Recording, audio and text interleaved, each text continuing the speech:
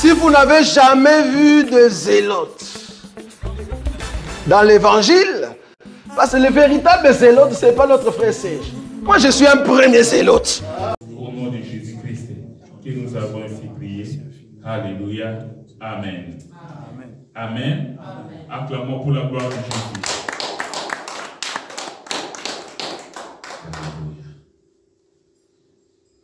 J'aime cette parole lorsque le psalmiste dit, dans le psaume 23, verset 6, il dit, oui, le bonheur et la grâce m'accompagneront tous les jours de ma vie et j'habiterai dans la maison de l'Éternel jusqu'à la fin de mes jours. Amen. Alléluia. Amen. Que le Seigneur nous fasse cette grâce-là. Que le bonheur et la grâce nous accompagnent. Comme nous sommes dans la maison de l'Éternel, que nous puissions demeurer jusqu'à la fin de notre vie. Amen. Alléluia. Amen. La volonté de Dieu est qu'aucune âme ne soit perdue. Amen. Et que nous qui sommes ici, qui écoutons la parole, si ceux-là qui sont dans le monde, Dieu ne veut pas qu'ils soient perdus, il veut que ces âmes-là soient gagnées, qu'ils puissent venir écouter la vraie parole, l'évangile de Christ. À combien plus forte raison non? Alléluia. Amen. Il faut toujours confesser que oui, le bonheur et la grâce m'accompagneront. Et quand nous parlons du bonheur, quand nous parlons de la grâce, c'est seulement l'enseignement, c'est le Seigneur Jésus-Christ. Il va nous accompagner jusqu'à la fin de notre vie. Amen. Amen. Alléluia. Ok. Merci. Nous sommes là, comme c'est le vendredi, toujours, nous commençons avec les questions par rapport à l'enseignement des dimanches. Par rapport à l'enseignement des dimanches, je ne sais pas si frère Bénin se souvient des textes que le pasteur avait donné le dimanche. 1 Samuel chapitre 16, je crois. Ouais. 1 Samuel chapitre 16. C'était quoi? Le texte de base. Le texte de base, c'est... Je le cherche. De qui es-tu fils? Hein? De qui es-tu fils? Oui, ça c'est le terme. Le texte maintenant. Le passage biblique. 1 Samuel. Oui, le premier verset. Ok. Il peut nous aider avec la lecture, frère Béni? Oui, oui.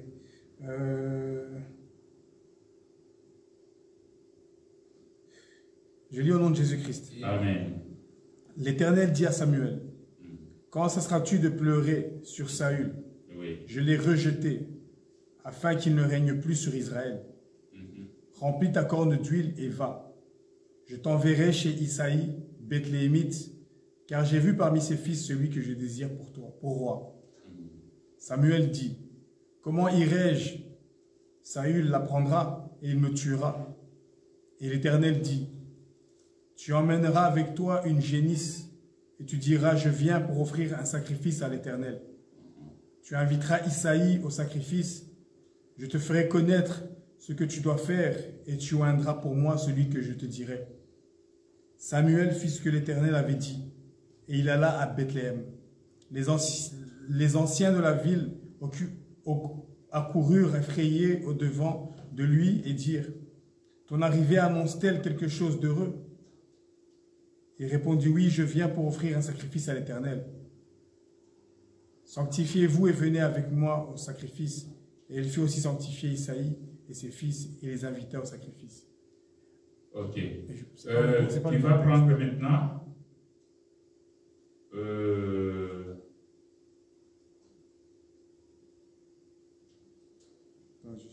bon, prends à partir du verset 42.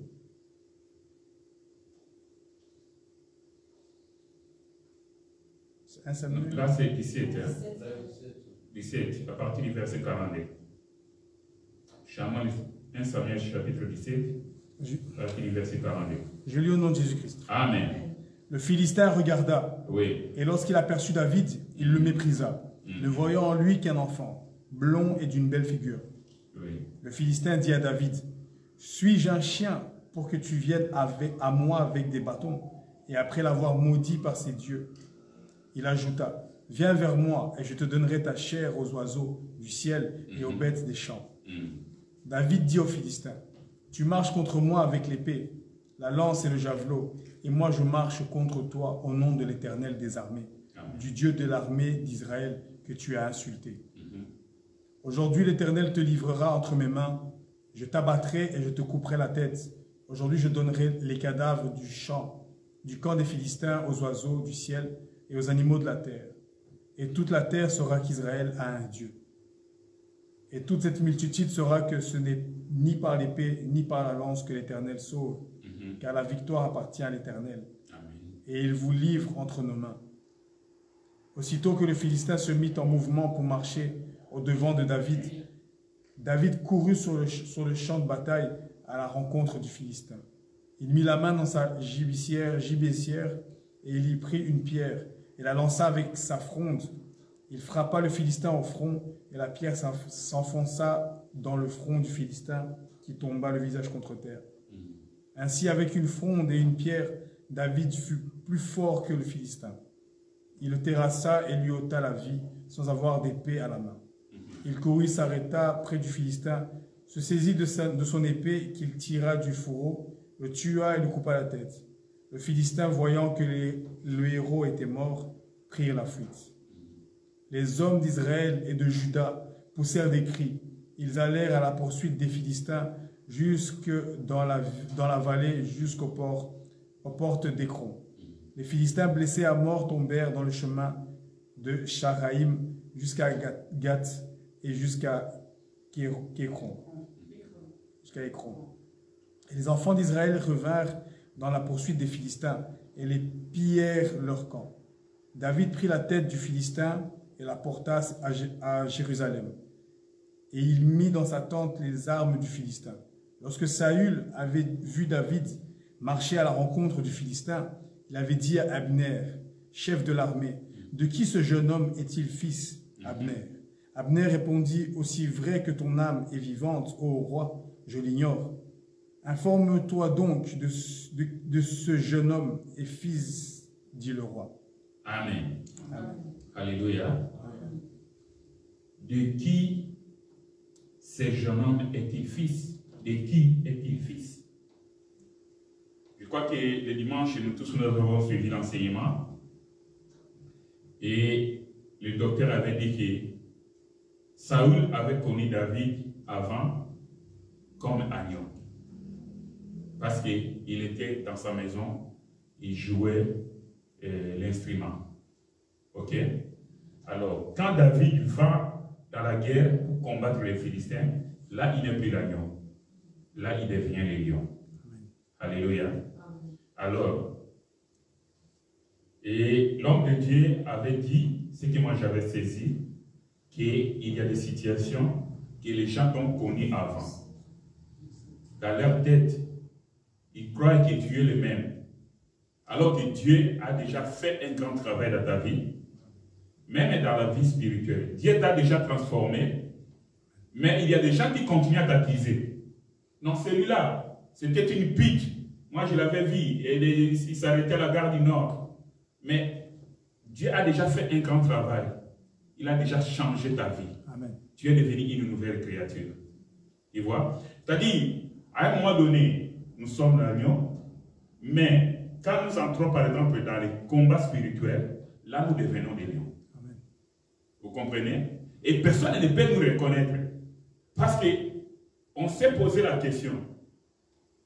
Saül, qui avait vu David, il a fait appel à David. Lorsque David s'était prononcé que moi je vais aller combattre les Philistins. Il a vu David, il a parlé avec David. Il lui a donné même sa tenue, son armure de guerre. Mais quand David il va au champ, et il savait que c'était le fils d'Isaïe. Mais quand David il va dans les champs de bataille, quand il revient, il ne comprend plus David. Il pose la question, de qui est-il fils? Alléluia. Amen. Donc, par rapport à ce que l'homme de Dieu avait mis un point virgule, je ne sais pas s'il y a quelqu'un qui n'avait pas compris quelque chose. Il peut poser la question. Oui.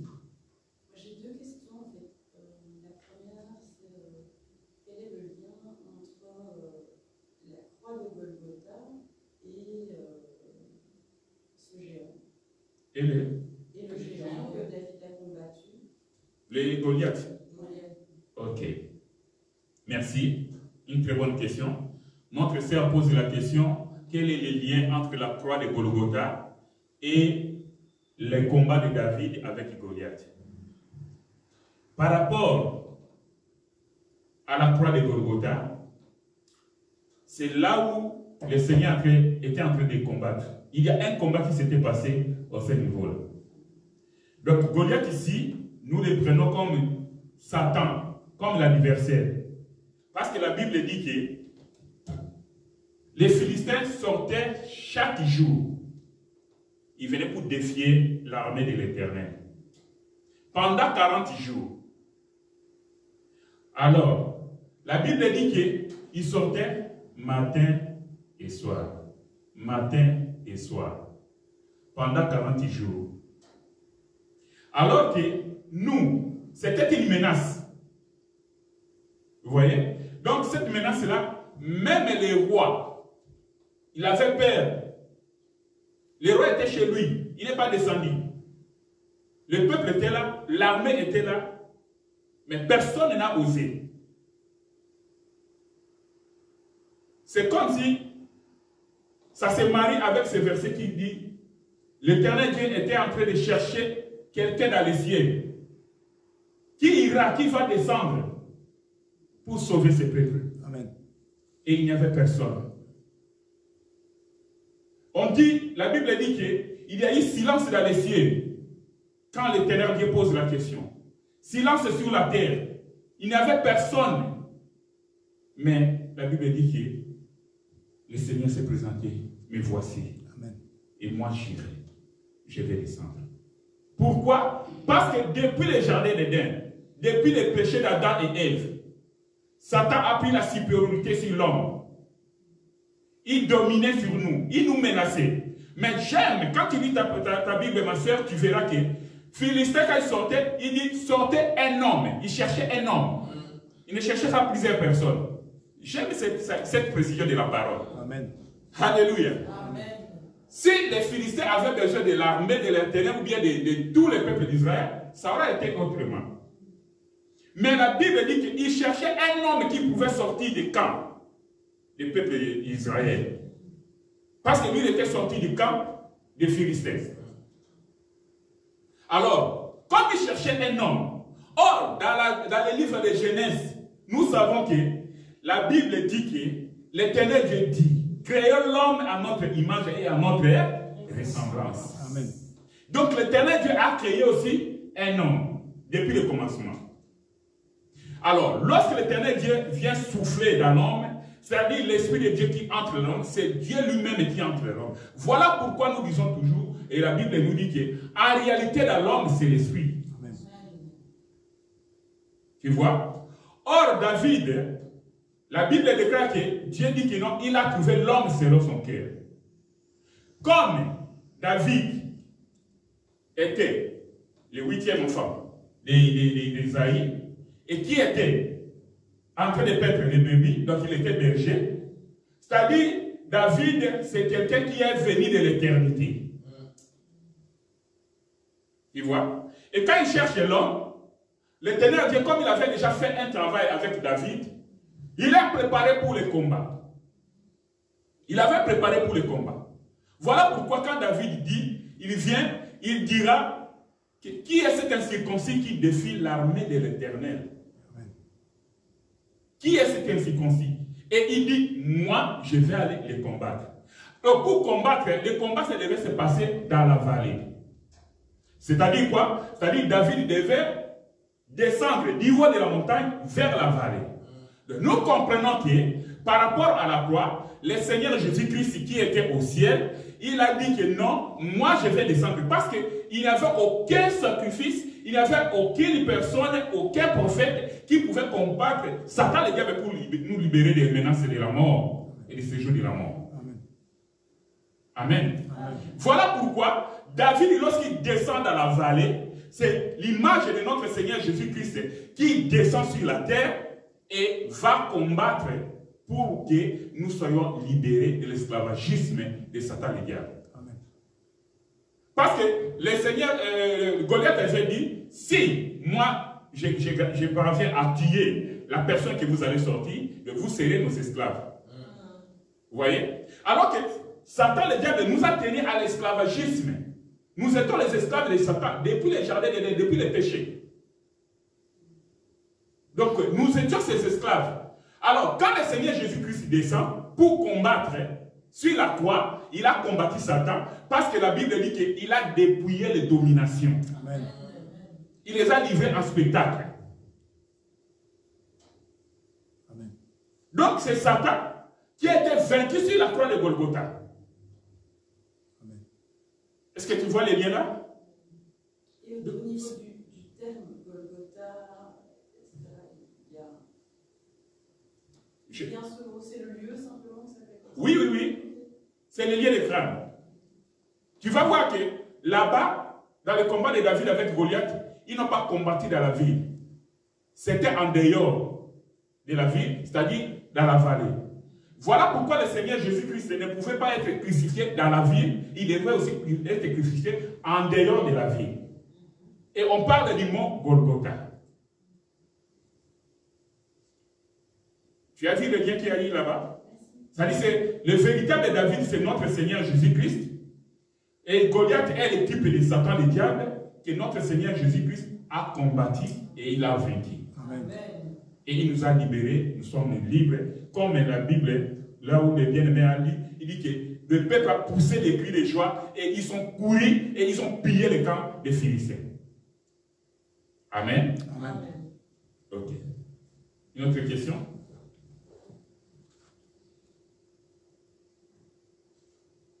Bon, je crois que l'homme de Dieu a été clair. Amen. Par rapport à l'enseignement du dimanche, de qui est-il fils? Donc, il faut que les gens voient la transformation dans notre vie. Il faut qu'il y ait un avant et un après. Donc, avant que tu connaisses Dieu, avant que tu viennes à Christ, on t'a connu comme soulard. Tu viens à Christ et tu continues à être soulard. Donc, là, tu n'as pas compris l'œuvre de la croix. Tu n'as pas compris l'importance de l'œuvre de la croix. Il faut qu'il y ait un changement total, une conversion. Donc il faut se détourner. C'est ça la conversion. Et quand il vient, il faut écouter la parole. Et selon la parole, la doctrine, il faut mettre la parole en pratique. Amen. Quand tu cherches à comprendre la parole et à mettre ça dans la pratique, c'est là où le Seigneur Dieu va te briser. Sans le brisement, donc tu es en train de perdre ton temps pour Dieu. Il faut que nous soyons brisés. Nous soyons obéissants à la parole. Alléluia. Amen. Donc, de qui est-il fils? Il faut que les gens voient que, mais est-ce que c'est le même qui volait ici, dans les banques? Non, ce n'est pas lui. Est-ce que c'est lui ou bien ce n'est pas lui?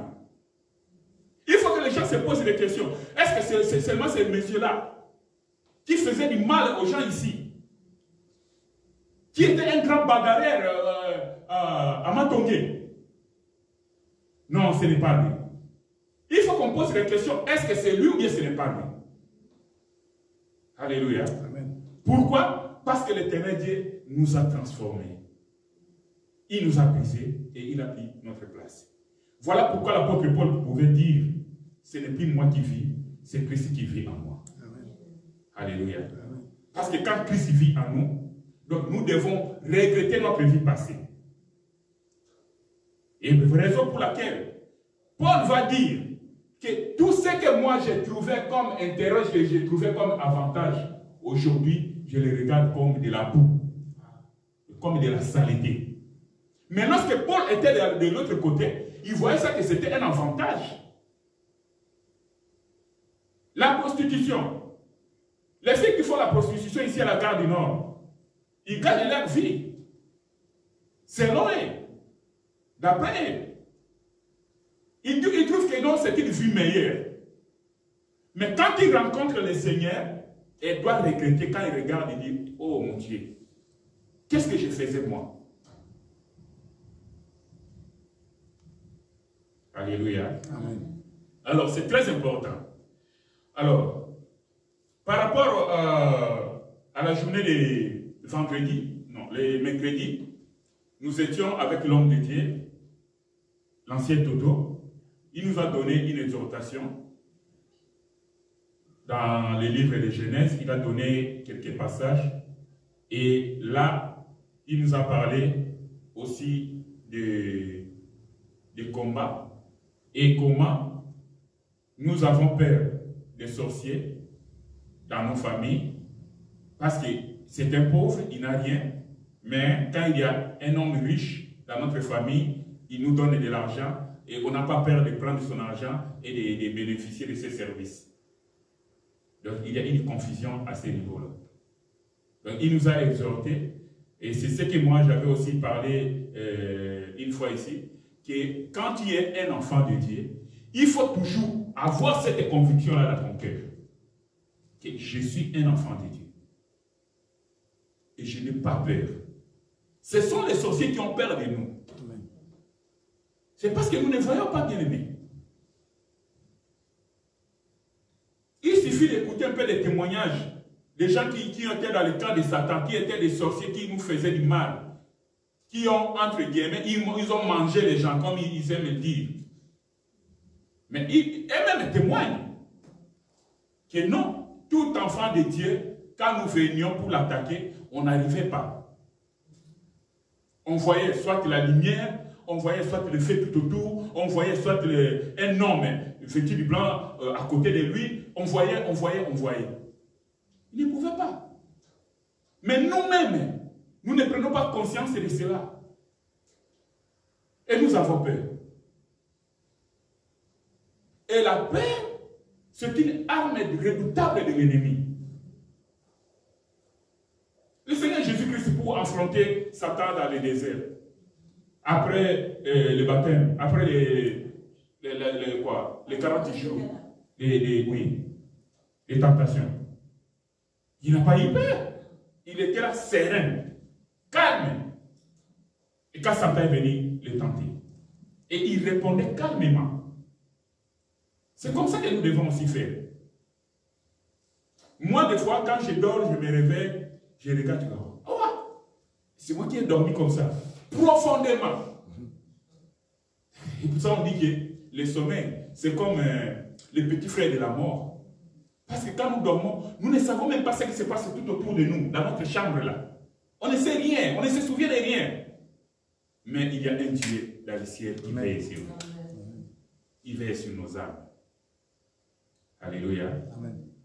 Donc, nous devons toujours être conscients que nous sommes des enfants de Dieu et que nous n'avons pas peur de l'ennemi.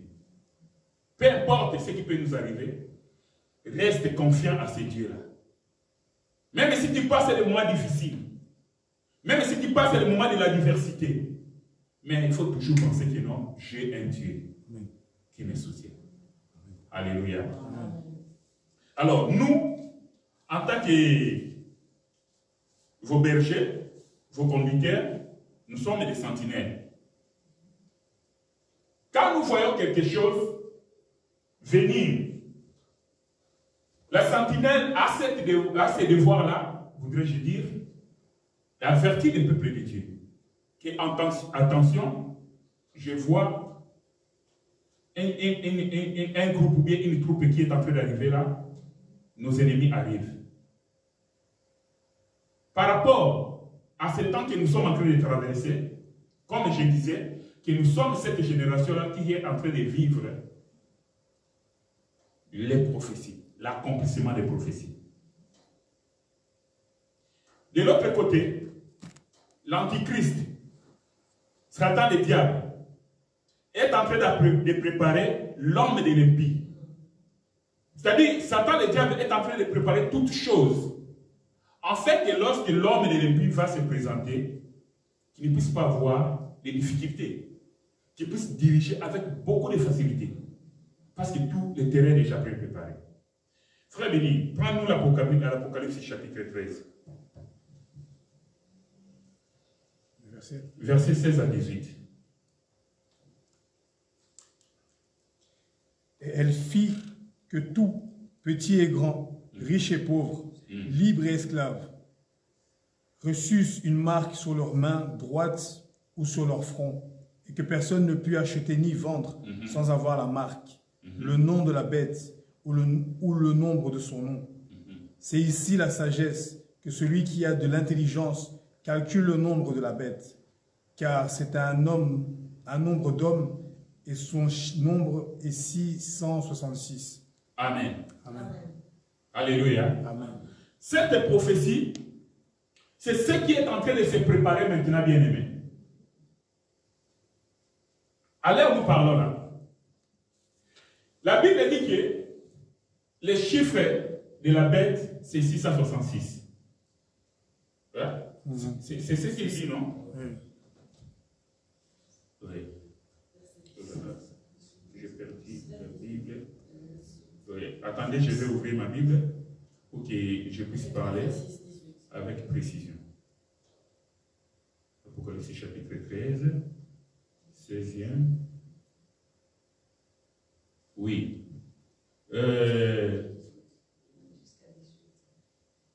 Dernier verset. Oui, verset 18. Hein?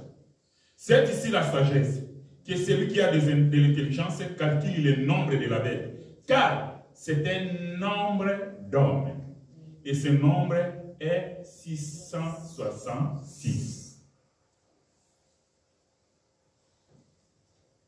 Mais pourquoi seulement ce nombre-là de 666? Et on nous dit ici que car c'est un nombre d'hommes. Quand la Bible nous donne cela, pour que nous puissions comprendre. Quand Dieu a créé le monde, c'est le 6e jour que l'homme a été créé. Voilà pourquoi le chiffre 6 s'est associé avec l'homme. Voilà pourquoi ce verset dit que car c'est ici la sagesse, que celui qui a l'intelligence calcule le nombre de la bête, car c'est un nombre d'hommes. Donc, comme le nombre de l'homme c'est 6, alors 6, seulement pour ceux qui n'ont pas de l'intelligence, il ne faut pas comprendre. Vous voyez? Alors, ça veut dire quoi? Quand on parle de la bête, beaucoup de gens croient qu'il y aura une bête, comme nous voyons des animaux ici, qui va apparaître. Non! Ça sera un homme physique. Une personne qui va naître comme toi et moi, et avec cet esprit-là. Et quand il va grandir, c'est là où il va commencer à faire des choses. Écoutez bien, aimés. La Bible dit que personne ne peut vendre ni acheter si tu n'as pas les nombres de la bête. Il a dit les 666. Mais vous savez que, en octobre dernier, l'Union européenne avait annoncé la disparition de la monnaie physique. Je suis en train de sonner la trompette ici, pour que nous soyons toujours prudents. Et c'est de remarquer, à l'heure où nous parlons, on commence plus à exiger l'achat avec les cartes bancaires que l'argent physique. Ok? Voilà. Dans les cartes de chèque repas, quand on nous a donné ça, quand tu veux aller chercher, sortir l'argent comme ça, on ne te donne pas. Non. Il faut acheter avec carte. Il faut faire des dépenses avec les cartes. Donc, depuis l'octobre de l'année passée, l'Union européenne a décidé cela. Or, selon la préparation, c'est-à-dire, l'homme de l'Empire va prendre la domination sur le plan économique. Et pour prendre la domination sur le plan économique, il faut que lui, il arrive à contrôler nos économies. Alors, pour contrôler nos économies, parce que lorsqu'il va imposer sa loi de la vente et des achats, pour acheter, il faut que tu aies de l'argent. Ok? Alors, pour vendre, il faut que tu aies de l'argent pour acheter et pour vendre. Alors, si tu veux acheter et vendre, alors, pour que tu sois libéré, il faut que tu puisses voir la marque de la bête au niveau du front, ou bien au niveau de la main droite. Alors, maintenant, pour que tu ne puisses pas acheter et vendre, il faut avoir la marque. Or, pour que tu ne puisses pas acheter et vendre, il faut que tu n'aies pas l'argent liquide. De petit à petit, le diable est en train de dominer, de prendre le contrôle de notre économie, de nos économies, afin que nous ne puissions plus avoir l'argent physique pour acheter. Selon les informations, regarde, pour que tu ne possèdes pas ton argent, il faut que le rendre électronique, c'est-à-dire qu'il soit dans la banque, dans ton téléphone, dans l'ordinateur, ou partout, ça peut être. Mais que toi, tu ne puisses pas avoir l'argent en main. Non, attends que je termine ma série. Alors, dans la réunion, là, ils ont dit ceci. Donc, ils vont amener la disparition d'ici, de l'argent liquide, d'ici 2025. Nous sommes en quelle année? 2024. Donc, il nous reste pratiquement 6 mois pour qu'ils puissent annoncer officiellement.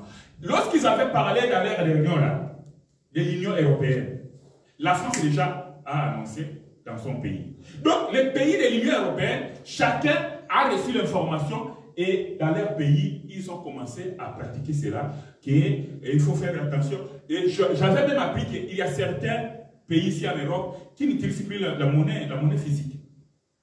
Non. Il y a certains pays, ils ont déjà en avance, ils ont déjà la marque. Tu viens dans un supermarché, tu entres comme ça, et quand tu veux sortir, tu prends les marchandises et consort, il suffit seulement de passer ton truc là, pom pom, et tout est payé. Tu sors comme ça avec les articles. Oui. Donc, d'ici 2025, donc nous sommes déjà au mois d'avril. Vous voyez? Donc, il nous reste pratiquement presque 6 mois pour que nous puissions encore entendre dans les réunions de l'Union européenne annoncer cela officiellement. Écoutez les projets. Alors, le 1er novembre, l'Union européenne annonce la phase préparatoire du lancement de sa monnaie numérique. Donc, entre novembre 2024 à novembre 2025. Donc, dans 2024, ils vont lancer officiellement l'utilisation de la monnaie numérique.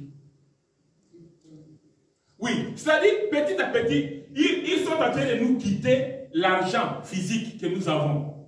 Que nous utilisons aujourd'hui, tu peux aller dans la banque et tu fais entrer ta carte comme ça et tu sors l'argent. Petit à petit.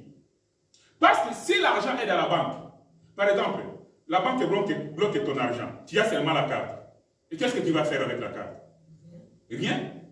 C'est comme ça. La monnaie électronique, ce sont ces groupes d'individus-là qui vont contrôler cela. Parce que tu n'as pas la monnaie physique. Comment tu vas acheter? Comment tu vas vendre? Impossible. Donc, ils vont pousser les gens, ils vont obliger les gens d'aller prendre le marqué 666. Petit à petit. En 2026, l'Union européenne pourra décider si oui ou non de mettre la monnaie électronique sur les marchés. Et en 2027, là, c'est complètement retiré l'argent physique du marché. Pour préparer l'arrivée de l'Antichrist. Bien aimé, souvent nous entrons dans la distraction, nous voyons que la vie est belle. Je peux être là, je suis en train de prêcher. Vous êtes là, vous écoutez la parole de Dieu. Tu peux être chantre, tu peux être n'importe qui dans l'assemblée ici. Mais si tu ne marches pas selon l'évangile, comment tu seras enlevé? Parce que ces choses vont passer dans la grande tribulation Ça sera terrible. Voilà pourquoi moi, comme sentinelle, je viens sonner la trompette. Je vais sonner la sonnette de l'alarme pour que nous puissions être éveillés. Nous puissions être prudents et regarder ce qui se passe tout autour de nous. Qu'est-ce qui se passe? De la même façon, ils ont renversé la pyramide, comme j'avais expliqué autrefois. Dieu a créé, lui-même il est au sommet. Après nous avons Christ, après nous avons l'homme, après nous avons la femme et les enfants. Et après les enfants, ce sont les animaux. L'Union européenne, donc nous disons, Satan le diable, avec ses agents, ils ont renversé cette pyramide-là.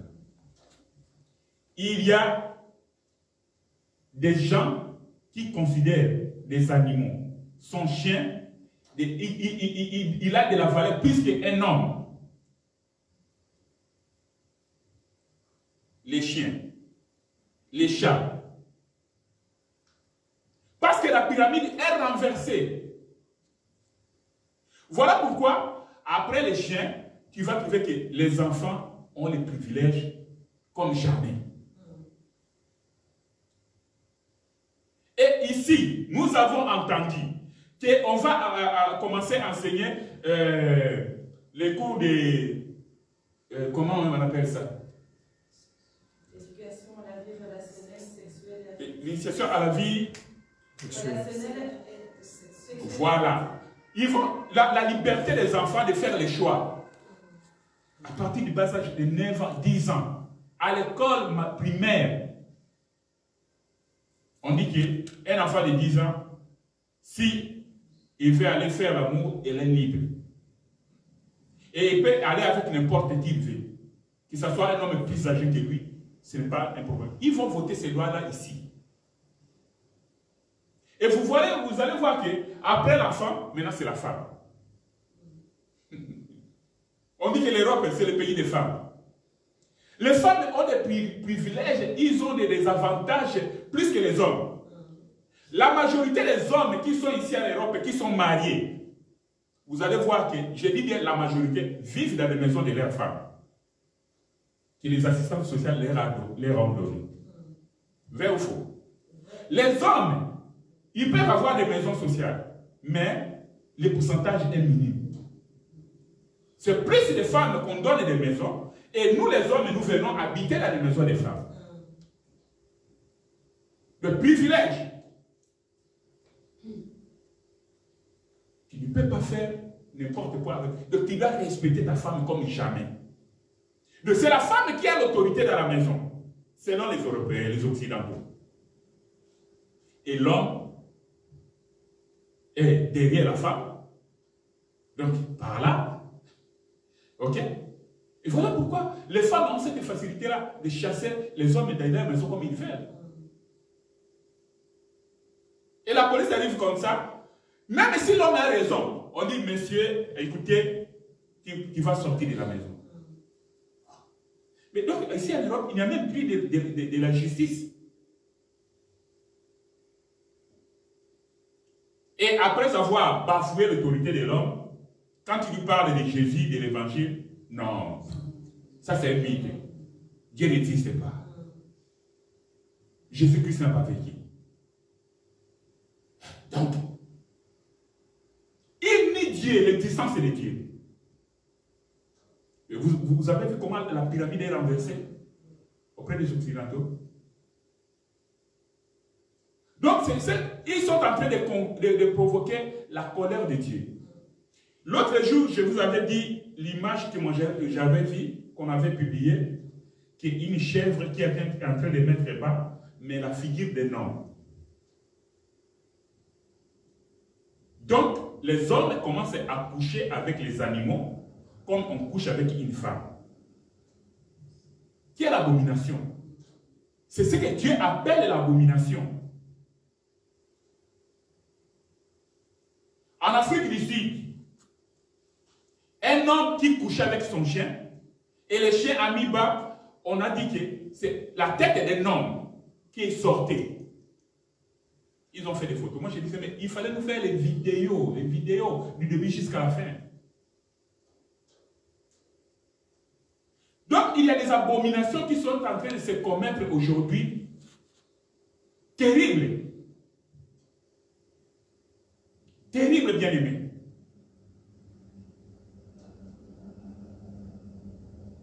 Nous devons bien veiller. Nous devons mettre la parole de Dieu en pratique. Nous devons craindre Dieu bien-aimé. À quoi sert de venir à l'église tous les mercredis, tous les vendredis, tous les dimanches? Et quand la trompette sonne, toi tu rates l'enlèvement, tu restes. À quoi sert? À quoi sert à un homme de gagner tout le monde, tous les biens matériaux, tous les biens, les économies, de l'argent, les consorts, les maisons, les voitures, et perdre ton âme? À quoi sert? Que le Seigneur nous fasse grâce. Que tous les jours, chaque jour qui se passe, que le Seigneur nous fasse grâce. Que nous irons vers la perfection.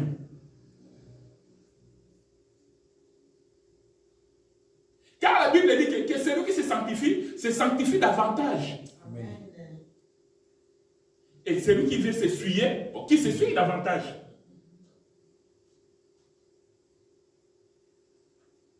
Donc l'Antichrist est en train de préparer petit à petit pour prendre l'autorité totale sur notre économie.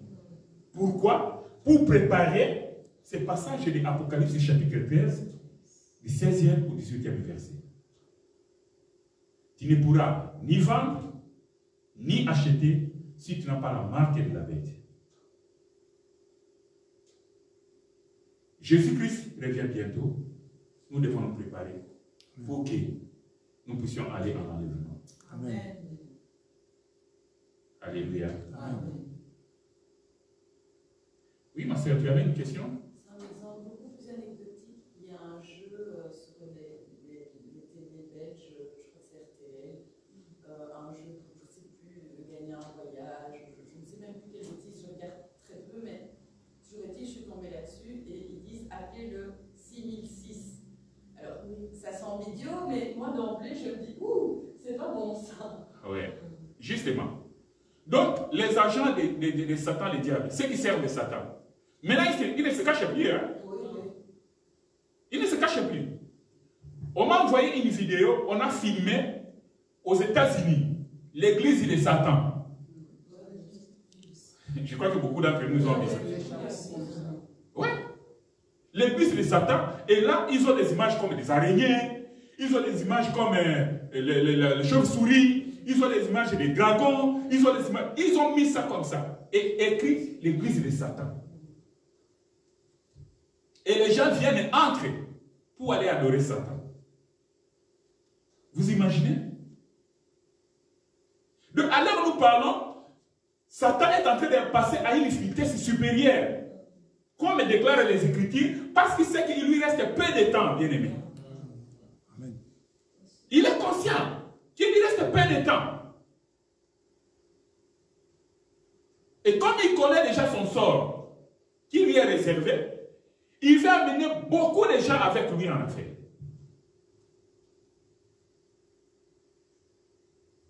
Mais nous, enfants de Dieu, c'est comme si nous sommes toujours dans la distraction. Nous sommes toujours dans la distraction. Oui, maman. Je ne sais pas quel jour. Je vais passer. Vous connaissez des bouquets? Oui. Et le banque là, une grande banque. Oui, oui, oui. Pour retirer l'argent. Et puis quand je suis entrée, il n'y a pas de Distributeurs. Des distributeurs. Oui, ils sont enlevés. Hein. Ils sont tous enlevés. Oui. C'est ça.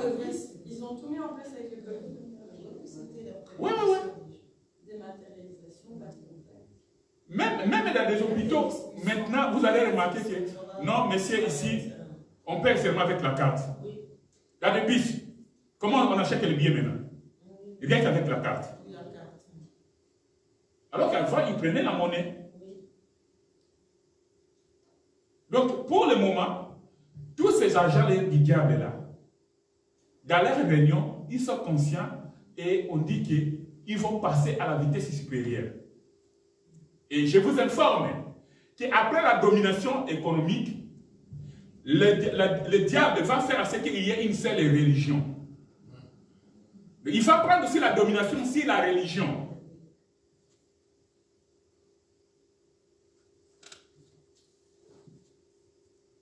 Donc nous devons prier, beaucoup prier, que le Seigneur nous préserve. Amen.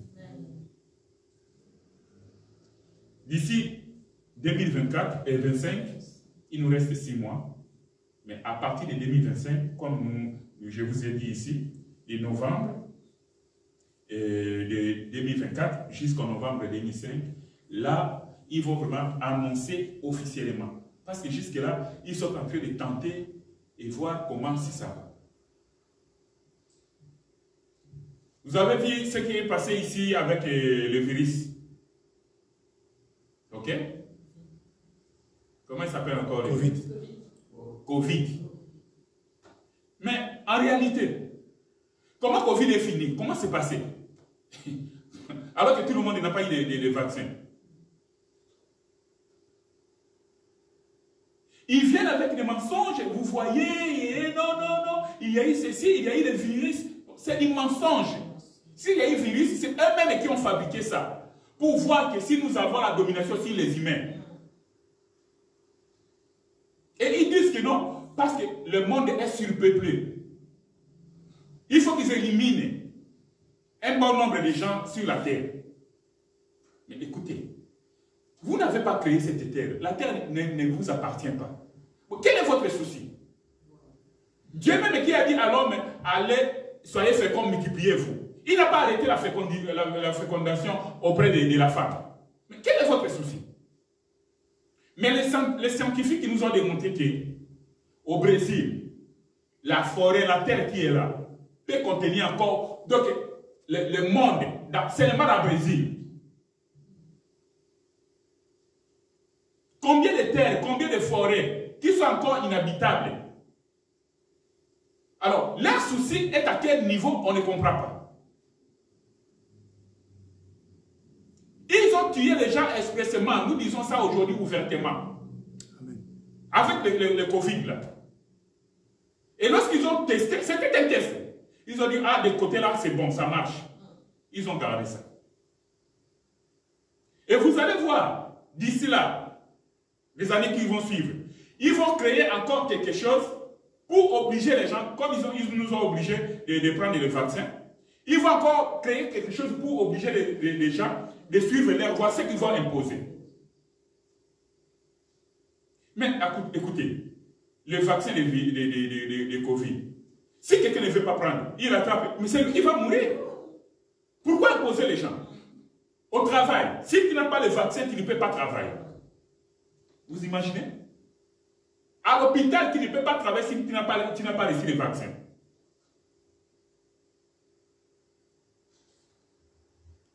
Tout ça, ça vient des agents de l'Antichrist.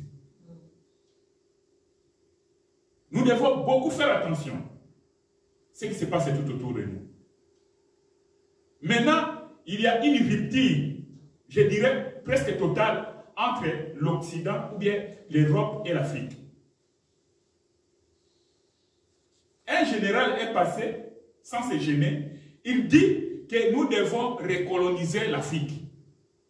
Nous devons aller là-bas avec nos armées, nous imposer pour préserver nos intérêts. Vous imaginez? Mais tu étais venu chez moi, à la maison. J'étais accueilli. Et tu ne te comportes pas bien. J'ai dit, bon, en tout cas, je ne veux plus te voir chez moi. Tu peux rentrer chez toi. Tu peux sortir. Est-ce que c'est un problème?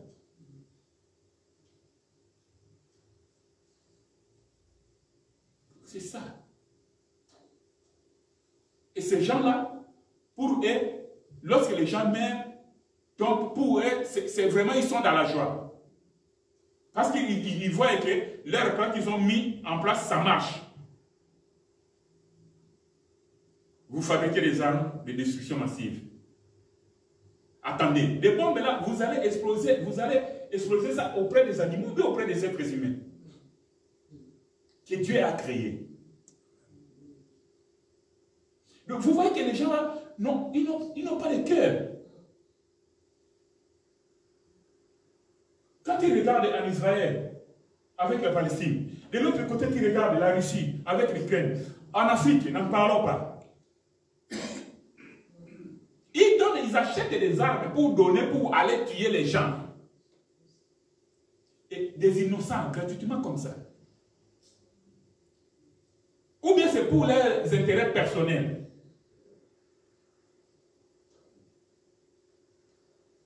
Donc, le monde est méchant. Voilà pourquoi la Bible dit que quand vous entendez les bruits de guerre et de guerre, la famine, sachez que le temps est proche. Le Fils de l'homme est à la porte. Amen. Et tous ces bruits de guerre-là, ça fait des années. Depuis la guerre de 14 et 18, jusqu'à aujourd'hui, il y a toujours des bruits de guerre. La famine, n'en parlons pas. Des maladies, n'en parlons pas. Des abominations, n'en parlons pas. Il va voir le papa qui couche, qui sort avec sa fille, la maman qui sort avec son garçon. La maman se marie avec son enfant, son fils. Officiellement, ils vont devant les mères se marier. Je vis ça, des vidéos. Ce ne sont pas des contes.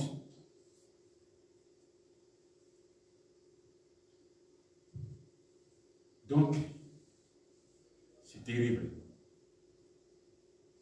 Bien-aimés, si à l'heure là nous sommes sur la terre, l'église est là, le Saint-Esprit est encore là, il y a des choses qui se commettent comme ça.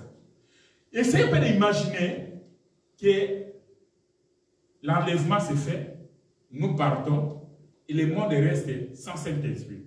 C'est-à-dire, la conscience humaine, parce que c'est l'Esprit de Dieu que Dieu a mis dans l'homme, qui fait aussi qu'il y a la loi. Oui, tu vois, il y a une loi dans notre esprit que Dieu a placée depuis notre création, depuis notre naissance. Qui fait peut-être que tu ne connais même pas Dieu, mais tu connais déjà que non, ça c'est mauvais, ça je peux faire, ça je ne peux pas faire. Amen. Amen. Alors, nous qui avons le Saint-Esprit, nous avons horreur à ces choses. Nous devons avoir horreur à ces choses-là. Voilà pourquoi quand un enfant de Dieu trébuche, tombe, il doit regretter directement et demander pardon, s'élever et continuer la marche. Amen. Parce que ces gens-là, ils sont comme des animaux. Ils n'ont pas de conscience comme nous.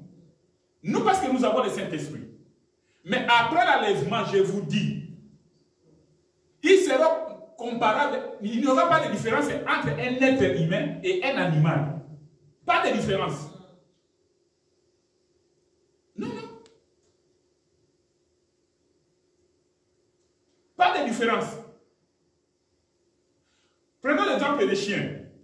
Quand tu te promènes avec ton chien mâle, l'autre se promène avec son chien femelle. Quand le chien voit la femelle, elle a toujours tendance à aller s'accoupler avec la chienne, n'est-ce pas? Oui. Ce sont ces choses-là qui vont se passer après l'enlèvement. Donc une femme qui marche dans la rue comme ça, un homme arrive, il dit que non, moi je vais coucher avec toi. Et la femme aussi sans conscience, donc dans la rue, on a vu ça. Il y a des choses qui sont en train de se passer maintenant. Il y a des gens qui font l'amour en plein air. En plein air. Les gens sont là-bas au parc, mais elles là-bas au parc, les gens les voient comme ça. On a vu même une vidéo dans l'avion. En plein voyage. L'homme et la femme vont aux toilettes, ils s'enferment là-bas pour pendant longtemps. Ils sont en train de faire l'amour. Personne ne peut aller aux toilettes. Jusqu'à ce qu'ils sont allés signaler les pilotes. Les pilotes arrivent, ils forcent la porte et ils trouvent l'homme et la femme en train de faire l'amour. Mon Dieu, nous sommes dans quel monde?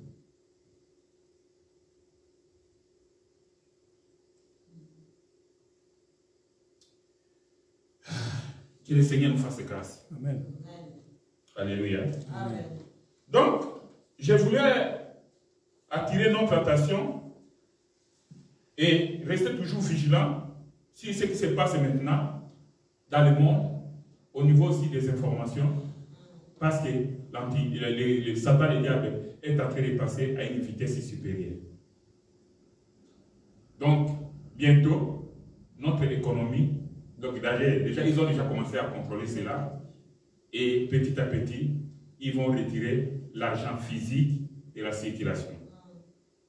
On va rester avec l'argent électronique ou bien l'argent virtuel.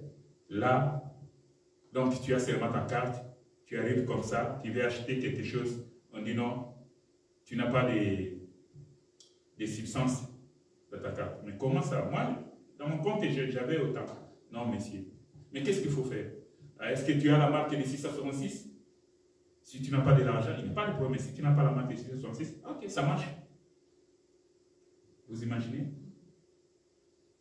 Donc, petit à petit, ils vont retirer cet argent physique que nous utilisons aujourd'hui pour que l'homme, son économie soit contrôlée par ce groupe d'individus que tu ne peux pas acheter ni vendre.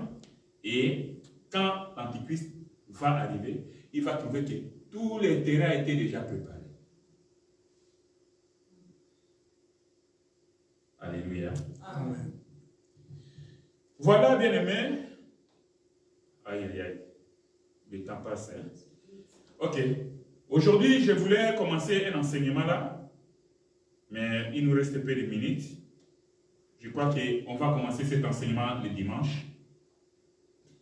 Un enseignement que nous avons intitulé, quand nous venons avec nos thèmes, déjà, nous trouvent bizarre, les gens ramassent des pierres pour nous lapider. Non.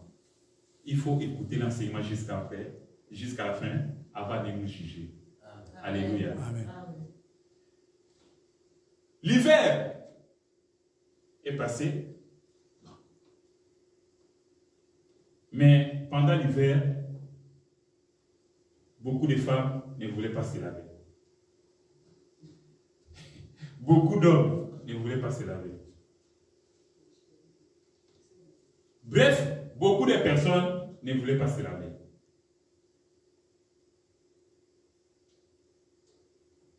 À cause du froid, ils n'aiment pas l'eau. Maintenant, Dieu nous a mis à cœur de venir avec cet enseignement. Toute fiancée qui n'aime pas l'eau, il ne sera pas pris au mariage. Il ne sera pas marié.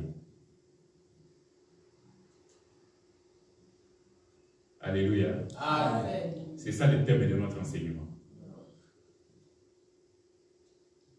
Toute fiancée, non, moi je n'aime pas l'eau. Moi je n'aime pas me laver.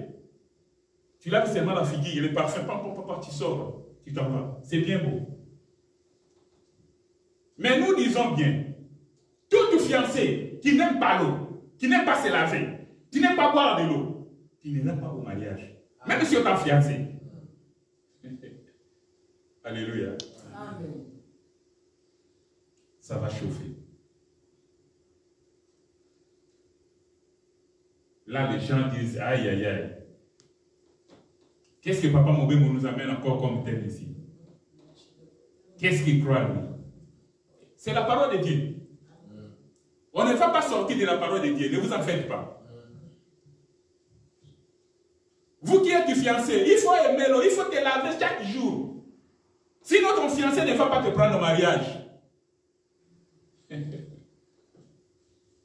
Alléluia. Amen. C'est très important. Ça, c'est l'enseignement que nous allons commencer le dimanche. On ne sait pas si ça va nous prendre 2 ou 3 dimanches. Bon, la semaine, on verra aussi si on pourra avancer. Et que le Seigneur nous fasse grâce pour que nous puissions comprendre l'enseignement et le mettre en pratique. Amen. Alléluia. Amen. Est-ce qu'il y a des questions par rapport à ce que nous avons dit tout à l'heure? En ligne, frère béni, il n'y a pas de questions? Non. Ok, gloire à Jésus. Voilà. Nous avons parlé avec le docteur Roger Bouléli et maman Nadine. Ils vont bien, ils se portent bien et ils vous ont transmis nos salutations. Amen. Amen. Amen. Ok, est-ce que nous recevons ces salutations-là? Nous acclamons la gloire. Nazakomata ngai, nazakomata ngai, nga nazakomata.